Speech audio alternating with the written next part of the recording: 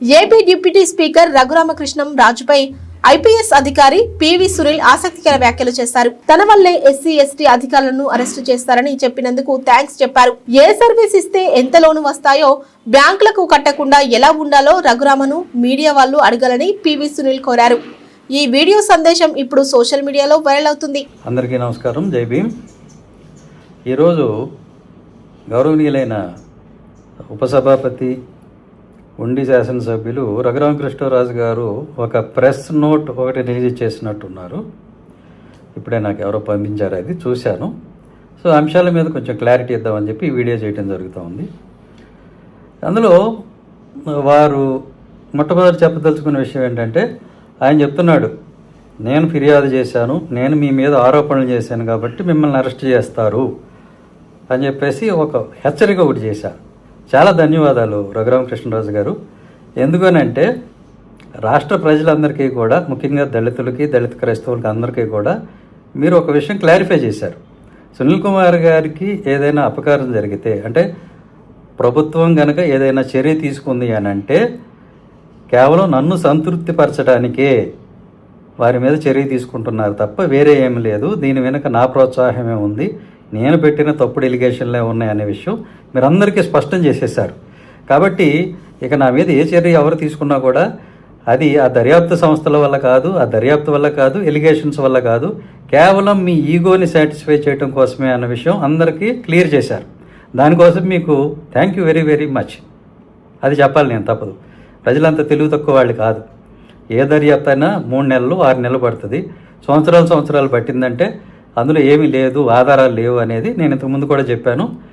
ఇంకా ఎక్కువ టైం పడుతుందంటే ఆధారాలు పుట్టించడానికి అని కూడా నేను చెప్పాను. ఆ మాట కరెక్ట్ అని చెప్పేసి మీరు ఈరోజు చెప్పిన దాంతో అది రుజువైంది. మీరు అవుట్ ఆఫ్ ఫ్రస్ట్రేషన్ చెప్పుండొచ్చు, బట్ నిజం చెప్పారు. So thank you very much. Right, అందరికీ అర్థమైంది. ఇప్పుడు రేపు కనుక నాకు ఏ అపకారం జరిగినా కూడా, ఏది జరిగినా కూడా కేవలం ఆయన సాటిస్ఫై చేయడానికే దర్యాప్తు సంస్థలు అందుకే పనిచేస్తున్నాయి అనే విషయం మీరు గుర్తుపెట్టుకోండి. మీ వల్ల ఈరోజు రాష్ట్రం పరువు పోయింది. దామోదర్ చౌదరి గారు బీహార్ దాకా వెళ్ళి గోడలు దూకి ప్రభుత్వానికి చెడ్డ పేరు తీసుకొచ్చాడు. అదేవిధంగా మన రాష్ట్ర పరువు కూడా అక్కడ పోగొట్టాడు. అది కేవలం మీ వల్ల జరిగింది. దానిలో ఆయన పొరపాటు ఉందని నేను అనుకోవటంలా, ప్రభుత్వ పొరపాటు ఉందని కూడా నేను అనుకోవటంలా, కేవలం మీ వల్లే ఇది జరిగింది. మీరు వెనకొండి చేయించడం వల్లే. అయినా మీరెవరండి చెప్పడానికి? ఏ కేసులో ఎవరేమవుతారు? మీరైనా హోమ్ మినిస్టరా, చీఫ్ మినిస్టరా? మీరు ఎవరు అసలు? మీరు ఆఫ్టర్ ఆల్ కంప్లైనెంట్.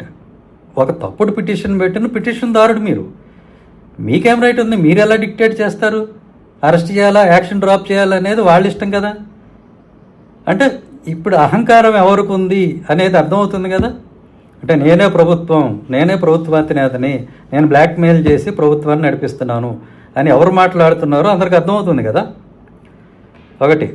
రెండవది, వినయ విధేయతల గురించి తర్వాత ఏదో మాట వాడారు మీరు. అది ప్రౌడ్నెస్ అని ఏదో మీరు మాట వాడారు. ఇది గర్వం, అహంకారం అని మాటలు వాడారు. అబ్బా, గర్వం అహంకారం అనేవి ఎలా ఉంటాయో మిమ్మల్ని చూస్తే ఎవరికి తెలియదండి. మీరు వినయ విధేయతలకి, మంచి మర్యాదలకి కేర్ ఆఫ్ అడ్రస్ మీరు కదా. మీకు తప్పుగా మాట్లాడటం తెలియదు, బూతులు మాట్లాడటం తెలియదు, ఇలా ఇలా ఇలా ఇలా అంటం తెలియదు, ఏమి తెలియదు మీకు. మీ అంత మర్యాదస్తులు ఎవరున్నారండి స్వామి ఈ ప్రపంచంలో కదా. అందువల్ల మీకు ఆత్మాభిమానం కూడా పొగరలాగా కనపడుతుంది. సో మీ దగ్గర నుంచి నేర్చుకోవాలి అందరూ మంచి మర్యాద. అహంకారం అనేది మీకు అసలు లేనే లేదు. మన విజయపాల్ మాదిగ గారి గురించి, విజయపాల్ మాదిగ మొన్న అరెస్ట్ చేయించారు కదా మీరు బలవంతంగా దామోదర్ చౌదరి గారితో. ఆ విజయపాల్ మాదిగ గారిని మీరు వాడు వీడు అని మాట్లాడలేదా? మరి దాన్ని ఏమంటారు? వినయ విధేయతలు అంటారా, అహంకారం అంటారా? ఆయన ఒక మాదిగ సోదరుడు, మాదిగ క్రైస్తవుడనే కదా మీరు ఆ రకంగా మాట్లాడారు. అక్కడికి ఆయన యాంకర్ గారు వారిస్తున్నాడు, తప్పండి అలా మాట్లాడకూడదని. అంటే లేదండి, నాకు అధికారం ఉంది, నేను రాజుని, నేను క్షత్రువుడిని, నేను అనొచ్చని మీరు ఆ రోజున మాట్లాడారు. నేను మాదిగని ఏమైనా అనొచ్చు, అతను మాదిగా, విజయపాల్ మాదిగ కాబట్టి నేను ఏమని అనొచ్చు అనే విధంగా మీరు మాట్లాడారు ఆ రోజుని. మాట్లాడలేదా? మాదిగ సోదరులు, దళిత క్రైస్తవులు, దళిత మాదిగలు అందరూ చూడలేదా? అది వాళ్ళకి అర్థం కాదా మీరేం చేస్తున్నారో? మీ వల్ల దళిత క్రైస్తవులు, మాలలు, మాదిగలు, మొత్తం దళితులందరూ, చర్చికి వెళ్ళే వాళ్ళందరూ, అలాగే ముస్లిమ్స్ వాళ్ళ దర్గాలు పడగొట్టేస్తున్నారు. వాళ్ళు అంబేద్కర్ని ఇష్టపడేవాళ్ళు మీరు ఆ ఫ్లెక్సీలు చింపేయటం వల్ల అన్ని కులాల్లో ఉన్నారు. వాళ్ళు మీరు ప్రభావతి అనే కాపు సోదరిని ఎంత ఇబ్బంది పెట్టారో, ఎంత హింస పెట్టారో, ఆవిడ అరెస్టు తప్పదు, రేపు మాపు ఏంటండి మీరెవరు చెప్పడానికి? ఆవిడ అరెస్ట్ అయిందా ఈ రోజుకి? అవలేదుగా. ఎందుకు మరి ఆ మాటలు? ఒక కాపు సోదరిని పట్టుకొని మీరు ఎంత హెరాస్ చేశారో, కాపులంటే మీకు ఎంత ద్వేషమో ఆ ప్రభావతి గారిని హెరాస్ చేసినప్పుడే తేలిపోయింది. మీకు దళిత కులాలన్నా, క్రైస్తవులన్నా, ముస్లింలన్నా, కాపులన్నా ఎంత మర్యాద మనన్నా ఉందో అందరికీ తెలుసు. అంతవరకు ఎందుకండి? మీ నియోజకవర్గంలోనే ఆయన ఎవరు, బుడ్డిరాజు ఎవరు ఒక ఆయన రోడ్డు మీద పడి కొట్టుకుంటున్నాడు, బాబోయ్ ఈయన నుంచి రక్షించండి, ఉండిని రక్షించండి, పార్టీని రక్షించండి అని. మీ వల్ల కూటమి ప్రభుత్వానికి ఇప్పటికే ఎంత డ్యామేజ్ జరిగిందో రాష్ట్రంలో అందరూ చూస్తున్నారు. మీ కనుక ధైర్యం ఉంటే రాజుగారు, మిమ్మల్ని అడుగుతున్నా ఒకే ఒక మాట, మీ గత 2 సంవత్సరాల సిడిఆర్, ఐపీడిఆర్ మీరు పబ్లిక్లో పెట్టగలరా? పెడితే మీకు బయటకు వస్తుంది మీరు ఎంతమందికి ఫోన్లు చేశారు, ఎంతమందిని బెదిరించారు, మీరు దామోదర్ చౌదరి గారితో ఎన్నిసార్లు మాట్లాడారు, అన్నీ బయటకు వస్తాయి. మీకు ధైర్యం ఉందా? మీకు నిజాయితీ ఉంటే అది బయట పెట్టి అప్పుడు మాట్లాడండి, రైట్? అది లేకుండా మీ ఇష్టం వచ్చినట్లు మాట్లాడతారా? నా మీద మీరు 100 ఆరోపణలు చేయొచ్చు, మీరు ఆరోపించినంత మాత్రాన అవి నిజమా? మీరే ఒక పెద్ద నేరగాడు. 2000 కోట్లు తినేసి బ్యాంకులకి సిబిఐ ఒక కేసులో ఛార్జ్ షీట్ వేసి ఇంకో 2 కేసులు ఇన్వెస్టిగేషన్లో ఉన్నటువంటి నేరస్తుడు మీరు. మీరు నా గురించి మాట్లాడటం ఏంటండి? 2000 కోట్లు తినేసి ఏదో 70 లక్షలు అంటున్నావు. 70 లక్షలు కాదు, 1 లక్ష నా అకౌంట్కి ఎక్కడైనా వచ్చినట్టు చూపించు, దమ్ముంటే చూపించు. నువ్వు కనుక నిజాయితీ పరుడు అయితే చూపించు, ఆధారం ఏదో చూపించు, పబ్లిక్లో పెట్టు. వాడిచ్చాడు వీడిచ్చాడు ఈ సొల్లువాగుడు కాదు కదా, ఆధారాలు ఉండాలి. వాడెవడో వచ్చి దాన్ని పోయి తలకు మాసినోడు జేబులో 10 రూపాయలు పెడితే వాడు ఏది మాట్లాడమంటే అది మాట్లాడతాడు. అది కాదు కదా. ఏది నా అకౌంట్కి 1 రూపాయి జమ అయినట్టు చూపించి మాట్లాడు. కోర్టులు ఒప్పుకుంటాయా? రేపు కోర్టులు చివాట్లు పెడతాయి. ఇప్పుడు బీహార్లో పెట్టినట్టే రేపు చివాట్లు పెడతాయి నా విషయంలో కూడా. ఇలాగా పిచ్చి పిచ్చి వేషాలు వేస్తే కోర్టులు ఉన్నాయి, ప్రజలు ఉన్నారు, అందరూ చూస్తూ ఉన్నారు. మీ ఇష్టం వచ్చినట్టల్లా నాటకాలు ఆడటం కుదరదండి, రైట్? ఇక ఈ ఛానల్స్ వారికి, మీడియా వారికి, ఆయనకి మద్దతు ఇస్తున్న వారికి మాత్రమే వారికి నేను చెప్పదలుచుకుంది ఏంటంటే, రాజుగారి దగ్గర అపారమైన టాలెంట్ ఉంది, అది మీరు వృధా చేయకండి. ఏంటంటే మీరు అస్తమానమైన ఇది ఒకటే విషయం ఎందుకు అడుగుతారు, మిమ్మల్ని కొట్టారా అంటే ఆయన అబద్ధం చెప్పాల్సి వస్తుంది 10 సార్లు కొట్టారని. ఓకే, సో దాని బదులుగా ఆయన దగ్గర ఉన్న అందరికి ఉపయోగపడే విద్య ఏంటంటే, అమాయకులైన వాళ్ళు, నాలాంటి వాళ్ళు, సాధారణ ప్రజలు బ్యాంకుల దగ్గర నుంచి లోన్లు తీసుకుని పిచ్చోళ్ళలాగా తిరిగి కట్టేస్తున్నాం. ఎవరైతే మరి ఆ లోన్లు తీసుకొని తిరిగి కడుతున్నామో అలాంటి వాళ్ళకి ఉపయోగపడే విద్య ఆయన దగ్గర ఉంది. అందులో చాప్టర్ 1 ఏంటంటే, మీరు అడగాల్సింది, ఆయన దగ్గర నుంచి నేర్చుకోవాల్సింది, ఇంత భారీ మొత్తంలో 1000 కోట్ల లోన్లు ఎలా వస్తాయి,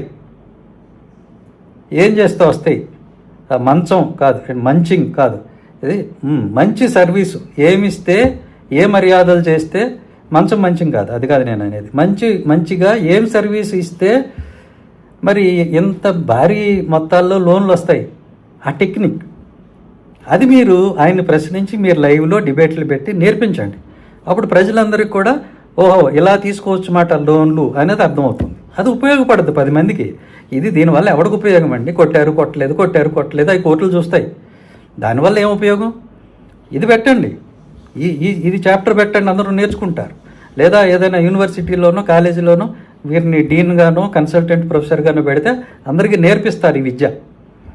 రెండో విద్య ఉంది, ఇంకొకటి ముఖ్యమైనది.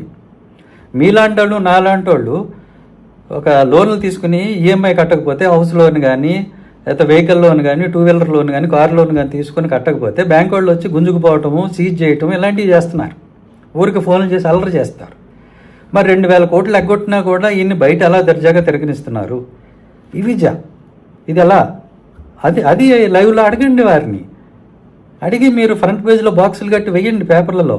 ఈయన ఇలాంటి టిప్స్ ఇచ్చారు, డబ్బులు తీసుకోవాలంటే బ్యాంకుల నుంచి ఇలా, ఎగ్గొట్టాలంటే ఇలా, అది వెయ్యండి, అందరికి ఉపయోగపడుతుంది. ఎందుకు ఆయన కొట్టలేదు ఇవన్నీ ఎందుకండి? దానివల్ల ఎవరికి ఉపయోగం అండి? ఉపయోగపడే విషయాలు ఆయన మేధావి, ఆ మేధాశక్తిని వాడుకోవాలి మనం కదా. ఇంకా మూడవది అడ్వాన్స్డ్. సిబిఐ లాంటి దర్యాప్తు సంస్థ మరి ఇన్ని వేల కోట్లు ఎగ్గొట్టిన పెద్ద మనిషిని ఎందుకు అరెస్ట్ చేయటం లేదు? సిబిఐ అరెస్ట్ చేయకుండా ఎలా ఉండాలి? అలాగే ఈడీ ఆల్రెడీ ఈయన మీద 40 కోట్లు ఫైన్ వేసింది, కన్విక్షన్ అయిపోయింది. అది కూడా ఏంటి, విదేశాల నుంచి అక్రమంగా డబ్బులు రవాణా చేశాడు అని. ఫెరా కేసులో ఆ 40 కోట్లు కట్టకుండా ఎలాగ ఈయన ఆగగలుగుతున్నాడు? దాని మీద ఎలా స్టే తెచ్చుకున్నాడు? ఆ స్టే మళ్ళీ పైకి రాకుండా హైకోర్టులో ఎలా మేనేజ్ చేస్తున్నాడు? ఇది ఈ విద్యలు, ఈ విషయాలు, ఈ మూడింటి మీద మీరు దయచేసి డిబేట్లు పెట్టండి. మీకు తప్పదో అడగాలంటే ఇది అడగండి, ఆయన మిమ్మల్ని కొట్టారా లేదా ఇవన్నీ. కానీ ప్రజలకు ఉపయోగపడే ఈ 3 అంశాలు, లోన్లు తీసుకోవటం ఎలా, లోన్లు ఎగ్గట్టడం ఎలా, అరెస్ట్ కాకుండా ఉండటం ఎలాగా సిబిఐ నుంచి, అలాగే ఈడీ ఎన్ఫోర్స్ చేసినటువంటి 40 కోట్లు వేసిన ఫైన్ ఉంది, అది కట్టకుండా సంవత్సరాలు గడపటం ఎలా, ఇలాంటి నేరస్తుని మీరు సమర్థిస్తున్నారు. సో ఈ విషయాలన్నీ బయటికి తీసుకురండి. అలాగే ఆయన అనుచరులు అని కొంతమంది తిరుగుతున్నారు, సిగ్గుపడాలరా మీరు.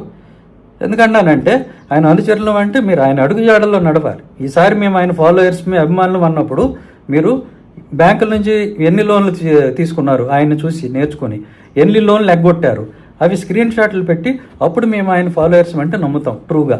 అంతేగాని ఊరగానే మేము ఆయన ఫాలోయర్స్ అంటే ఎట్లాగా, అది కరెక్ట్ కాదు. సో ఇవన్నీ విషయాలు కాబట్టి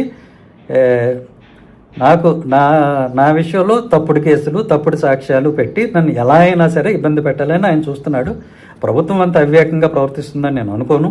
ఇప్పటికే ఈయన వల్ల మాదిగ సామాజిక వర్గం దూరం అవుతుంది, దళితులు దూరం అవుతున్నారు, దళిత క్రైస్తవులు దూరం అవుతున్నారు. మొన్న లంబాడి తండాకు చెందినటువంటి వ్యక్తి ఆయన మీదకి వెళ్ళారు. అలాగే లంబాడి సోదరులు కూడా దూరం అవుతున్నారు, మాల సోదరులు దూరం అవుతున్నారు. సో ఇప్పుడు చూస్తే అక్కడ ఉండిలో అక్కడ క్షత్రియ వీళ్ళు కూడా సామాజిక వర్గం, అలాగే తెలుగుదేశం పార్టీ వాళ్ళు అందరూ అసంతృప్తితో ఉన్నారు. ఒక వ్యక్తి కోసం సొంత పార్టీని అలాగే ఇన్ని సామాజిక వర్గాల్ని దూరం చేసుకోవడం కరెక్టా కాదా అది అనేది వాళ్ళు కూడా ఆలోచన చేస్తారు. రాజుగారు ఇంకొక విషయం, మీరు సాయంత్రం పూట మంచినీళ్ళు తాగి కూటమి పెద్దల్ని మీ నోటుకు వచ్చినట్టు మంచి సంస్కారవంతమైన భాషలో మీరు మాట్లాడటం కరెక్టా కాదా అందరూ అంటున్నారు. జస్ట్ ఊరికే నేను క్లారిఫికేషన్ కోసం అడుగుతున్నా, అది కూడా మీరు చెప్తే బాగుంటుంది. ఓకే అండి, థ్యాంక్ యూ, జై భీమ్.